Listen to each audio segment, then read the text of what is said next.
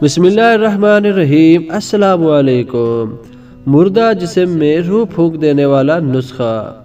ایسے مریض جن کی طبیعت بلغمی ہو اور تھکاوٹ ہر وقت رہتی ہو، سستی اور کاہلی نے نکما کر دیا ہو، پہلے تو شہوت ٹھیک ہو مگر پاس جاتے ہی قوت ختم ہو جاتی ہو، فشار خون نیچے رہتا ہو، وہ اس کو استعمال کرے۔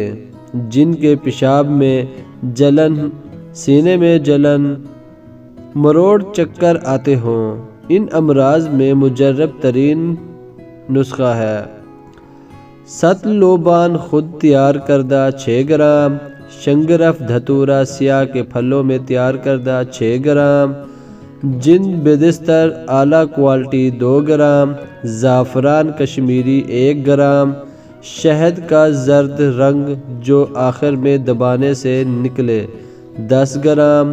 ترکیب تیاری: تمام اجزاء الگ الگ پیس کر ملا لیں اور 3 گھنٹہ کامل رگڑائی کریں، پھر شہد ملا کر بہترین گوندھ کر کالے چنے کے برابر گولیاں بنا کر رکھ لیں اور شیشی میں ڈال کر محفوظ رکھیں۔